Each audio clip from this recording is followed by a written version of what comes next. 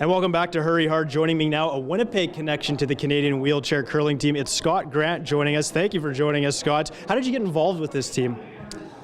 Well, we have a couple of locals that are very high up in the program that needed a regional coach, and I was asked to be available, made my schedule available to them, and I've been working with them for the last couple of years. You're not the only Manitoban involved with this team. Can you tell us about some of the others involved? Well, there's a lot of people behind the scenes. You know, we have a lot of people that are playing in various leagues here in Winnipeg that are aspiring to get into the program.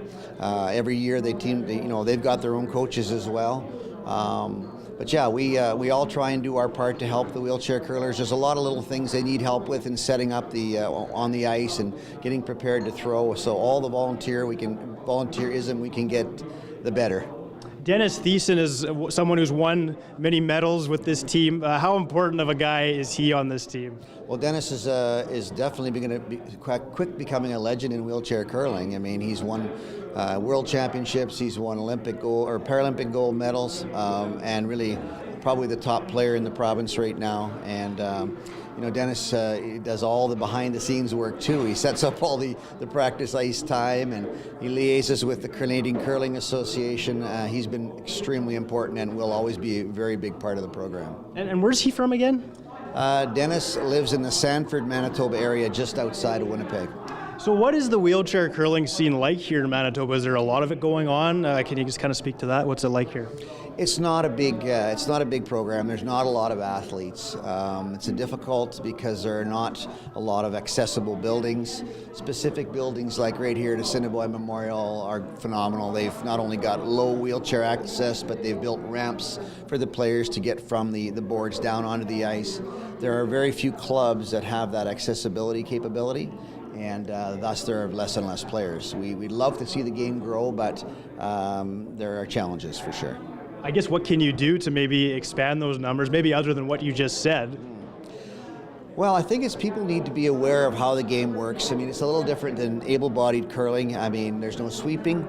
It takes a lot of practice, and then a lot of times, once the rock is thrown away from the player's stick, you have no control of what's happening with the rock, as opposed to with the able-bodied game where there's sweeping and other aspects, things you can do to improve a shot. I know it's frustrating for a lot of players, but in terms of growing the game, I just think we need to have more accessible buildings, and we need to show people that it's fun to play, because I believe that it's all about the fun first and foremost. You may know the name Scott Grant from Manitoba curling circles. Can you just kind of tell us your background in curling? You were telling me a little bit earlier the many teams and you've been a part of and coached as well, if you don't mind. Well, I played with Dave Smith. We won the 1994 Manitoba Men's Championship and went on to lose the Brier semifinal to Russ Howard that year. And then again in 1997, we were Manitoba champions. I played with Vic Peters, and we went undefeated in the Brier and lost the final to Kevin Martin on last rock, which was a tough one to take. But then I got coaching. I basically, my curling career ended in about 2000, and I started coaching my son, who was with Matt Dunstone, and many people know Matt Dunstone. I coached them for many years, and they were very successful in their run. Went to the Canadian and World Juniors in 2013 with that team, and I've enjoyed the off-ice part of the game and the coaching for a long time, and I just like giving back to the game, and coaching to me is the best way to do that. All right, Scott Grant, thank you so much for doing this. We'll be right back with more Hurry Hard. Hi, I'm Resby Koontz. I'm a Manitoba curling volunteer, and currently I'm acting as the community producer for Hurry Hard. My curling history is a relatively long one, as you could tell by my hairstyle. I started playing the game when I was 6, 7 years old in a one-sheet curling rink in a small town that doesn't even exist anymore, a place called Elva, Manitoba, down in the southwest corner. I've never missed a year to this year. So from the age of 6 or 7 to the age of 67, I've played at a fairly high competitive level in the early 80s. I've played recreationally. I just love playing the game.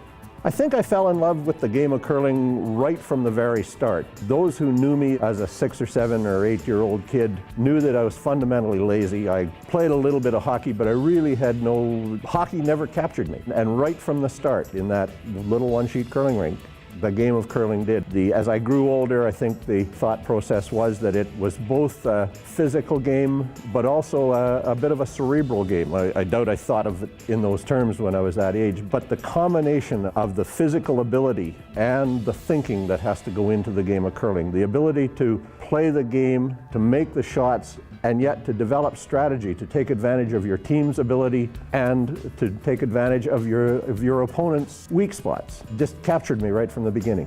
Back here on Hurry Hard, we've been focusing on wheelchair curling for the most part in this episode. Let's switch our focus now to stick curling. Warren Johnson joins us, a big part of the Manitoba stick curling scene here. How long, first of all, have you been a part of stick curling, Warren, and how did you kind of get involved? Well, I've been curling with a stick for 8 years now, and it brought me back more out of curiosity than anything. I used to curl a lot when I was in my younger years, and around the mid-'80s I quit curling because I had knee problems and back problems and stuff like that. And then I heard about people using the stick, so I thought, well, I'll come out and give it a try. And at first it was just a curiosity. I come out and I found that it gave me so much better balance, and I thought I could make even more shots using a stick than I could the other way, and it was such an effortless way to curl. This is perfect, and I've been promoting it ever since.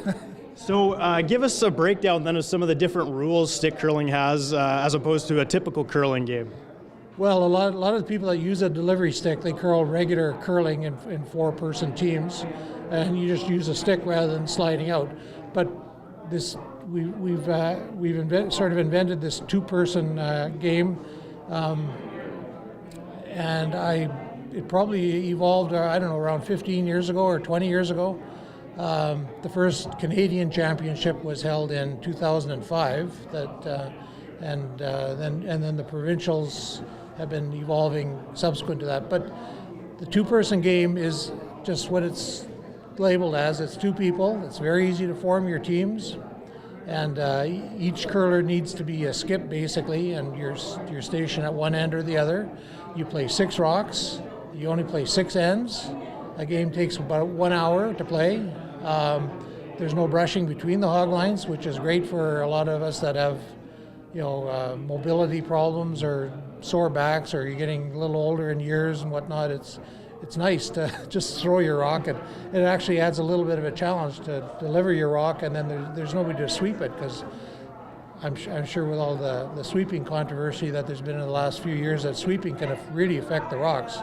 But for our two-person game, you just throw it and you're on your own pretty much. Right on. How many leagues are there around the city and even the province as well? A lot popping up? There are a lot. When I started, I believe there was 2 or 3. In the city, I think there's about 6 of them now, and across the province we got around 15 of them. And some of them are quite large. The one at Assiniboine here, there's 40 teams in it. At St. Vital, which is the one that I look after, we got 32 teams in it. And there's more popping up all the time. Because of my involvement with Manitoba Stick, we're promoting the game, and we go around and we put on clinics to teach people how to use the stick, and then also the rules of the game.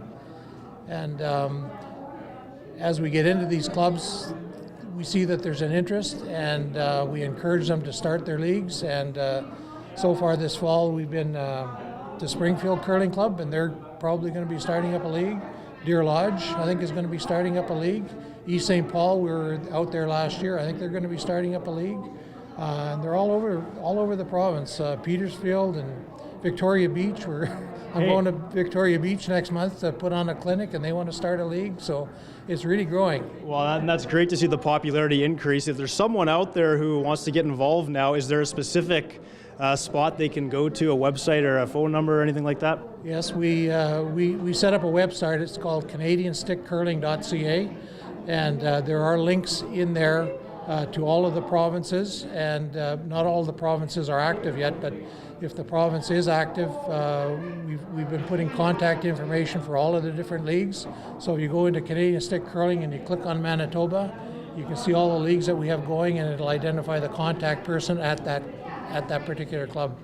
And if you're at a curling club and you don't have a stick league, give us a call anyhow, and we'll be glad to come out and put on clinics for you and help get you going. And that will do it for another episode of Hurry Hard. Thanks to the folks at the Assiniboine Memorial for letting us come down here. And of course, thanks to the Canadian Wheelchair Curling Team for letting us talk to a few of them. You can watch all our episodes on YouTube, and don't forget to catch us on Facebook and Twitter at Shaw TV Winnipeg. Thank you so much for watching, and we will see you next time on Hurry Hard.